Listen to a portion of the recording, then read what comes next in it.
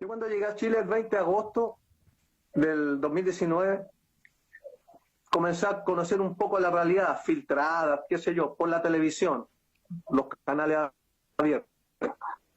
Ahí aparecía un Chile bastante derechizado, una impresión para mí bastante chocante. Tanto el formato el formateo de las noticias, tanto la farándula, los matinales, de lo que se hablaba, algunos reportajes que se veían, por ejemplo, la gente en el metro, el transporte, 2 horas para ir al trabajo, 2 horas para volver, bueno, una serie de situaciones. Y yo pensaba, pucha, cómo la gente está tan domesticada y tan como rebaño y resignada. Y me dio harta tristeza de ver un país tan derechizado. Bueno, todo eso se quebró y fue como un palmazo que me dieron en la cara el 18 de octubre. Ya y se presentó otra realidad. Porque eso de otra manera grafica esta realidad subterránea, todo lo que estaba pasando por debajo, digamos, que son un poco los procesos sociales muchas veces así. Esto que dice el Gabriel Salazar del trabajo de topo, que va haciendo el mundo popular. Una cuestión a destacar, fundamental, y yo la digo sin ninguna duda ni ambigüedad, es que el remesón que da el 18 de octubre,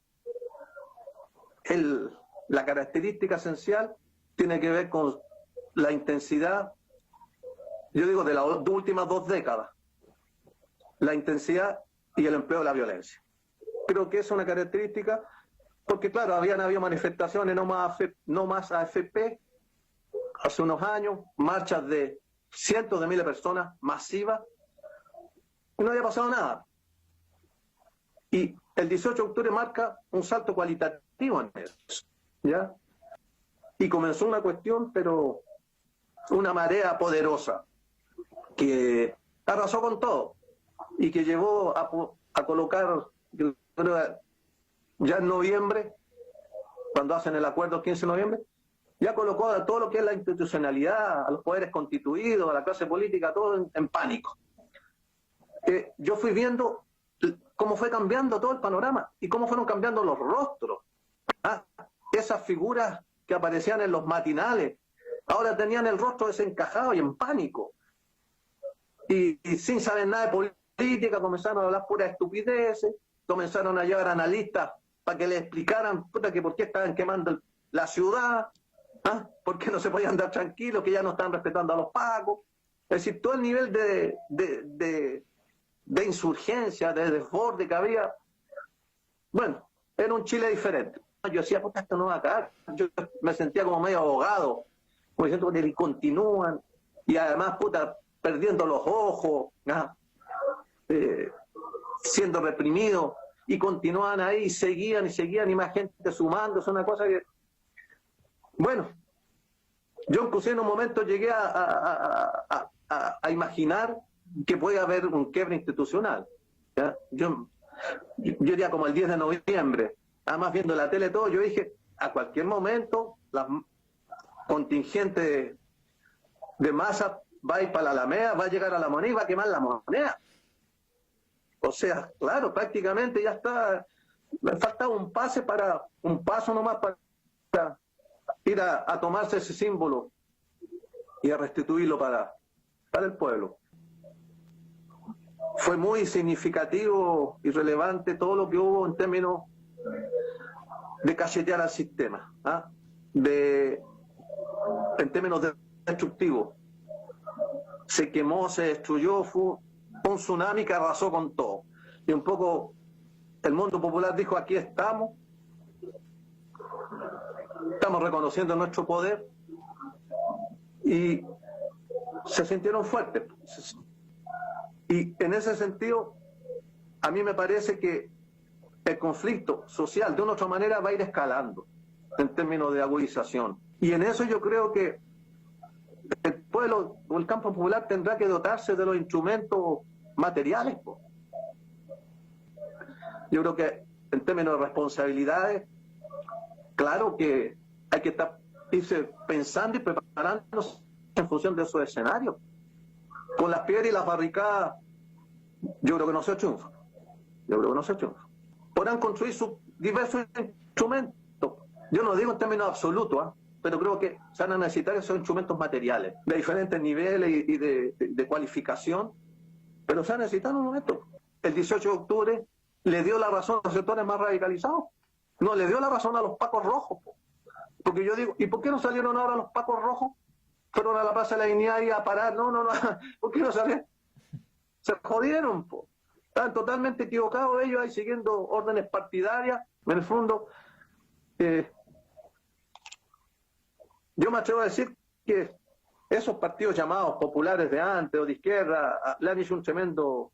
Lo único que han hecho han sido un colchón para desperfilar el conflicto. Eso han sido. Han sido cómplices totalmente. Po.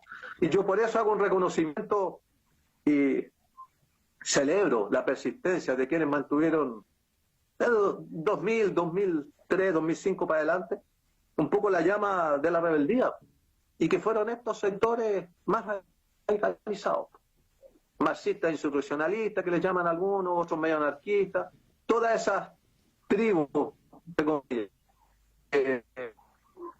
que mantuvieron esas y que fueron vilipendiados en su momento, fueron agredidos, fueron reprimidos, y ahora era el camino que ellos decían. La pandemia abrió un paréntesis. Esto va a tener continuidad, no me cabe duda. La pandemia, considero, la están usando como arma política. Y alrededor, todo lo que ha girado en relación a la pandemia, que tiene que ver con la problemática económica y social,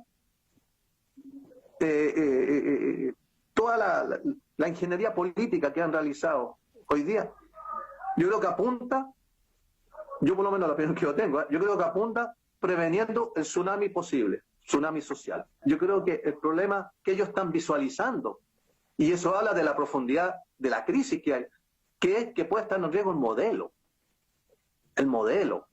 Y para ellos es la cuestión estratégica, para ahí lo pierden todo. ¿Ya? Porque ahí van a tener la legalidad, aunque salgan a hacer barricadas, la legalidad para pasarlos por el artículo 318, creo, que es por la cosa de la pandemia, está colocado. Y con eso también tienen herramientas en función de la opinión pública, un poco puta. ¿Cómo salen a hacer barricadas si están en cuarentena? Po? Un paréntesis abro, sí, es un arma de doble filo. Pero la gente está más precarizada, puta. La manifestación ahí vamos a hacer que son, puta, no, pero tengo que seguir comida, estoy más preocupado aquí en la casa, tengo la cagada porque no tenemos que comer. Pero yo creo que está esa intencionalidad de tener a la gente como más dependiente de eso, de ir dando así para tener, y que eso, que lo neutralice en función, un poco de lo que ustedes también decían, de no estar pleno en función de la movilización. Todas esas leyes ahí pequeñas para los desórdenes, bajo la amenaza, por decirlo así, de que hay que condenar la violencia, venga de donde venga. Ese famoso mantra tan vacío, digamos, y que le sirve mucho. Pues obligan a cualquiera ahí, le ponen la pistola y tiene que decir, no, condeno la violencia, venga de donde venga. Una cosa totalmente vacía, de contenido. Por ejemplo, aquí, que en Santiago 1 hay, creo que quedan como 50 presos políticos. Llegaron a haber como 200, ahora hay como 50, ¿no? La composición de esa juventud, bueno, antes era mucho más ideologizada en el tiempo de dictadura. La presión política hoy día, y yo me di cuenta en el comienzo porque supe algo de bajos niveles de organización, ya ahí en la prisión mismo, un poco cada uno por la suya. En el comienzo tuve un alto problema con los presos comunes, incluso fueron agredidos por presos comunes y no se organizaban, pues les pegaban a algunos y los otros se quedan ahí. Yo pienso que una de las principales tareas, incluso yo les mandé algún nivel de expresiones mías, que hay que reivindicar la condición de preso político. Hay que disputar qué cosa yo creo en el escenario nuestro como presos políticos. Es disputar eso de querer llevar toda la protesta en función de encasillarla en cuestiones delictuales, de delincuencia, ¿ya? Y que tiene que ver con la criminalizar la protesta. Es decir, quitar el contenido político, las motivaciones, las razones que están detrás, aunque no sean muy ideológicas, pero sí el impulso del momento, de la rabia ¿ya? Y que se disponen a hacer unas barricadas. Sin saber si son de izquierda o no, si no les importa eso, pero una actitud de rebeldía contra el sistema, contra el modelo. Obviamente con una motivación política, en última instancia, eso no cabe duda. Ya ese requerimiento de entrar a saquear para tener, pues, tiene que ver con la situación de la falta de oportunidades, de un modelo que los excluye, que los margina. ¿Por qué? Porque eso tiene que ver también con el trato y de punto de vista también de la defensa penal, que tiene que ser, yo considero una defensa política. Porque además hay que entender aquí como un proceso, pues, reivindicar la condición de preso político es una parte, y yo considero que la prisión política también es una escuela. Y además aquí los presos los presos políticos, como escuela, crecer en conciencia política, deben crecer en conciencia, en reflexionar, en ver la experiencia que tuvieron, es decir, fortalecerse. Esto es una escuela para cuando se salga, hay que salir más fortalecido. Yo estoy siendo un tipo trofeo para la derecha más dura de este país, o para los dueños de este país, por decirlo así, en función de lo que yo represento. ¿Ya? Y yo represento que, en el fondo, alguien que nos claudicó, ideas que hoy día son consideradas muy subversivas, y eso, obviamente, ellos tienen que... Yo creo que el castigo y el ensañamiento que tienen conmigo ya tiene que ver con una cuestión más allá de lo general. Y en ese sentido yo creo que tiene que ver también los niveles de aislamiento para que no tenga posibilidades, no sé, pues de irradiar eso, de hacer contactos, de conversar, de conexiones. Un poco tenerme ahí para que se olviden de mí. Y yo me he sorprendido bastante, bastante. Yo tengo oportunidad, me han llegado videos, me llegan y veo rayados, afiches, que además me han conmovido mucho también. Por eso digo que intento no como ser presumido con ellos, pero me ha reconfortado bastante, Pero todo el tiempo digo que estuve como perdido y de una otra manera olvidado. Y yo sintiéndome olvidado también cuando estuve en Brasil, como 2 décadas. Y después llegar aquí y a ver otra realidad, a ver no que están luchando, al cual está yo, y que en esa lucha de una otra manera haya un reconocimiento. Además me han llegado cartas, y sobre todo muchas cosas por video que yo he visto, de algunas poblaciones, además hablando del frente, gente que reconoce la lucha que dio el rodriguismo, y hablando mucho de esa experiencia para los tiempos actuales también. Entonces una cuestión que hace, bueno, con la continuidad histórica también. Bueno, yo soy el único preso de antes, el único preso político de los tiempos de la dictadura. Estar presente en las luchas actuales es una cuestión que revitaliza. Y yo llegué acá con mucha cautela, yo no quise, inclusive al comienzo, hablar mucho, mantenerme bien al margen de las cosas, porque además poco conocía de la realidad chilena, entonces, pero poco a poco como que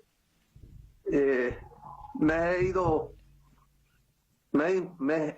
incorporando más, porque he visto que hay un poco también una reciprocidad en eso, pues y tengo toda la disposición, obviamente.